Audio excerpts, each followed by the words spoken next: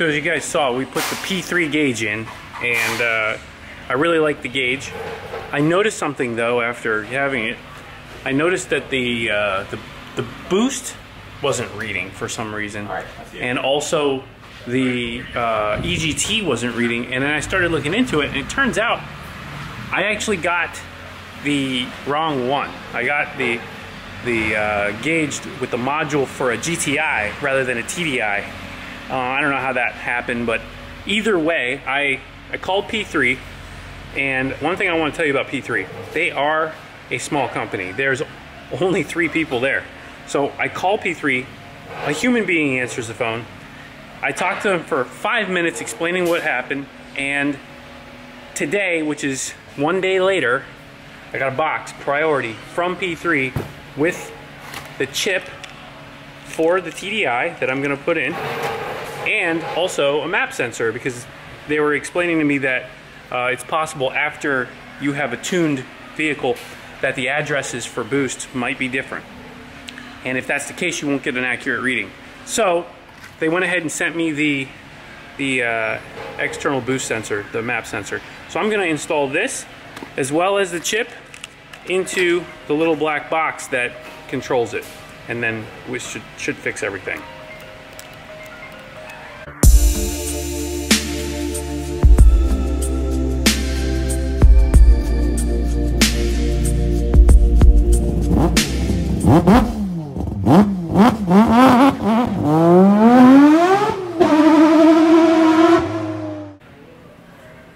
So this is pretty straightforward. You just gotta get a little screwdriver on the sides here. Get these 2 little clips on each side to come loose. Real simple. Box opens up, and you can see the chip right here. This is the chip that we're gonna be pulling out. So the new one is right here, and it's marked TDI. You can see it through the bag. So first thing we're gonna do is pull this little chip off of here. Get our little screwdriver in there. I might have to get something a little bit smaller to get into this. All right, I got a little pick here. Just able to get a little bit of clearance on this. Okay, and now I should be able to fit my screwdriver in there. All right, and we're gonna lift from either side slowly, a little bit at a time, so we don't break anything. You can see it starting to come out. So that's it. And I bent some pins trying to pull it out. You gotta make sure these pins are straight before you put one in. I'm not putting this one back in, but if I were, I would be a little bit careful on how these pins are oriented. Anyway, there's our chip. Pull that one out. Here's the new one. Go ahead and get that out of the bag here. Pins are pretty straight on that one. And there's a little dot. It's hard to see, but there's a little dot right there. That little dot has to go in the direction of the connector here. So we got that lined up right. We're gonna go ahead and get this lined up. All the pins look like they're gonna go in, and then we'll push it in nice and slow. There we go. Okay, that's fully seated now. All right, so now we've got our TDI chip in. Put the box back together, and we'll go test it out. Back at the car, and we're gonna plug this in. I'm gonna plug this in, and we're gonna do a test here first. And then after I see everything's functioning, then we'll do the map sensor. Okay. Okay, we can see here, functions, coolant, air temperature is now working. That's 152, that wasn't working before. Ignition is now showing something. I don't even know what the ignition would be on this. Probably some sort of injector control or something. EGT, which is the most important, is still not working. Oh no. I'm gonna have to look into that and see what's going on. That's what I really wanted to see, and it's not working. Let's go to throttle. That's working. And boost, which is now working. That's good. So we do have some functionality, but the EGT is still not working, and that's kind of not good for me.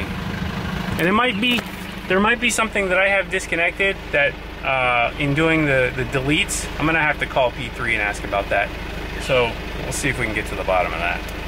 Okay, so I just got off the phone with P3 again, called them right up. They answered immediately, and we went ahead and located the EGT address that I'm actually using still, because remember, I have full deletes. With all of the deletes, some of the EGTs are no longer functioning. You can see 3 of them are not functioning. They'll show -40, which is what the gauge was showing. But the first one is working, and that's the one we need to address.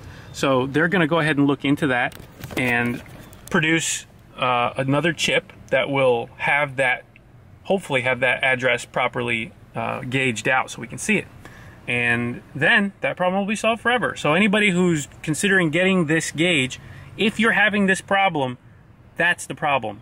If you're getting this after this corrected, after this fix is implemented, then you won't have this problem. But if you've already got this gauge and you're having this problem, I'm on it. I'm fixing it. We're fixing it.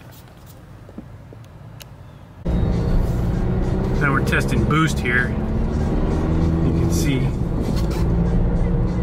Let's see what kind of boost we can get to here.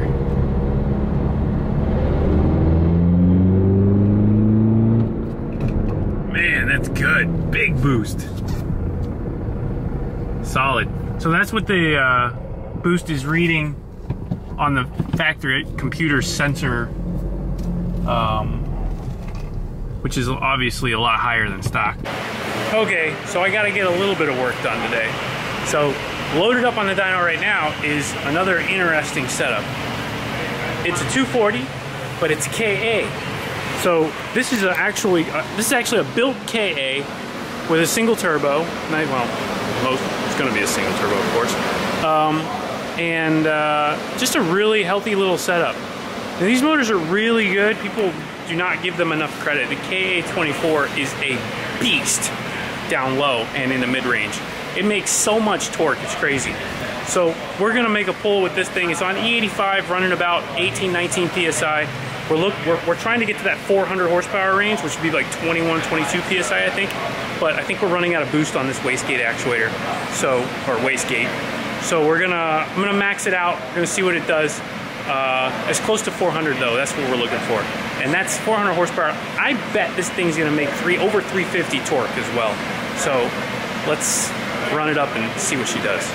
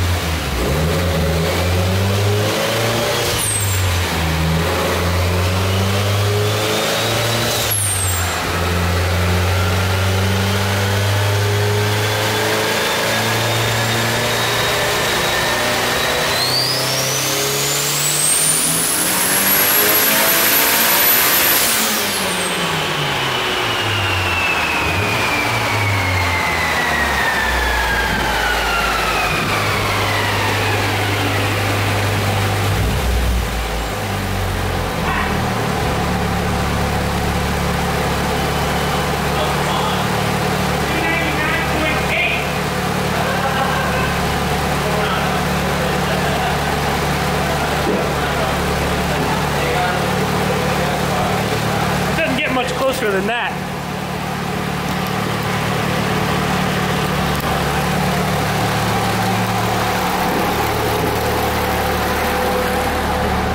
So we got pretty close. That's pretty much 400, but look at that torque though. That's the real story. 362. That's big torque. So you can see these little 2.4s are no joke. Not a big turbo, not a easy setup, just a really nice, easy built-up bottom end. The KA24 is a really strong motor. It doesn't seem like it from the factory, but you give it a chance, and it'll make some moves for you.